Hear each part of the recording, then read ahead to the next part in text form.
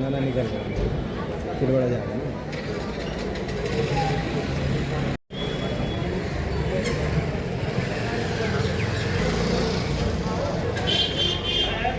देखिए, भारतीय जनता पार्टी हर चुनाव को जीत के लक्ष्य के साथ आगे बढ़ती है और इस बार का जो स्थानीय निकाय का चुनाव है, हमने प्रत्याशी चयन में एक एक कार्यकर्ता के मनोभाव को और स्थानीय सर्वे के आधार पर प्रत्याशी घोषित किए हैं। और मैं विश्वासपूर्वक कह सकता हूँ कि हमारे सभी जनप्रतिनिधियों ने, जिनको हमने उत्तरदायित्व दिया है कि एक एक नगर पालिका पंचायत निगम जिताकर लाना है, उन सब के अथक प्रयास से हम 11 के 11 नगर निगमों को और अधिक जहाँ जहाँ हमारी पंचायतों में प्रत्याशी दिए हुए हैं उनमें भी 90% सीटों पर भारतीय जनता पार्टी 100 जीत सुनिश्चित करेगी। और हमने नगर पालिकाओं चाहे पंचायतों में भी जीत के लिए हर प्रकार का अपना तंत्र तैयार किया हुआ है। उस दिशा में हमारे पूरे प्रदेश के अंदर प्रवास चल रहे हैं, मुख्यमंत्री कार्यक्रम चल रहे हैं, हमारे स्टार प्रचारकों की प्रतिदिन के कार्यक्रम सुनिश्चित हैं। और मैं कह सकता हूँ हर चुनाव को बहुत गंभीरता से लेते हैं और हर चुनाव को में जीत ही आधार रहता है।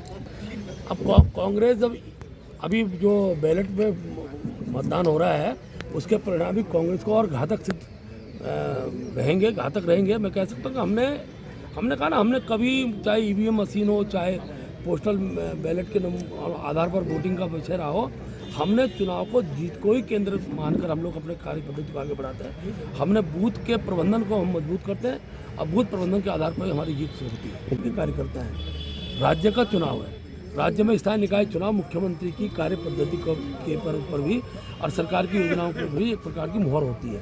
इसलिए मुख्यमंत्री जी अपने प्रदेश के विकास योजनाओं को लेकर जनता के बीच में जाते हैं और उसका जनादेश प्राप्त करने का वो आह्वान करते हैं। और मैं कह सकता हूँ पुष्कर धामी जी का जिस प्रकार का व्यक्तित्व है, जिस प्रकार से देवभूमि के देवतुल्य स्वरूप को बनाए रखने में उनका जो योगदान है, मैं विश्वासपूर्वक कह सकता हूँ एक प्रचंड जीत की और भारतीय जनता पार्टी आगे बढ़ने वाली है। क्योंकि सर भाजपा की हमेशा एक ही रणनीति होती है कि हर चुनाव को जीतना है और उसी कड़ी में इस चुनाव को भी हम जीत रहे हैं। बहुत बड़े मार्जिन के साथ जीत रहे हैं क्योंकि हमारा प्रत्याशी है, उसकी लोकप्रियता बहुत अच्छी है, लगातार जनता के बीच में रहा है, जनता की सेवा में रहा है, बेदाग प्रत्याशी है। उसके अलावा भाजपा का जो कार्यकर्ता है, एक एक कार्यकर्ता जो है वो प्रचार प्रसार में लगा है और भारत सरकार के और उत्तराखंड सरकार के जो काम हैं उन कामों के बलबूते पे हम लोगों के पास वोट मांगने जा रहे हैं और लोगों में ज़बरदस्त उत्साह इस बात को लेकर के है।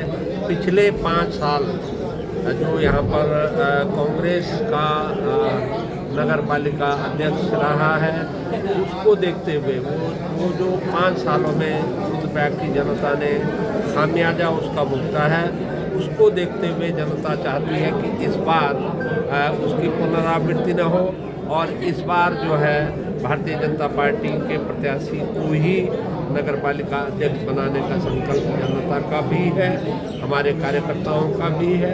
तो मुझे पूरा यकीन है कि प्रचंड बहुमत के साथ हम इस चुनाव को जीत रहे हैं। देखिए, आज यहाँ पर हमारे भारतीय जनता पार्टी के प्रदेश अध्यक्ष माननीय महेंद्र भट्ट जी रुद्रप्रयाग पहुँचे थे और उन्होंने प्रेस वार्ता की यहाँ पर।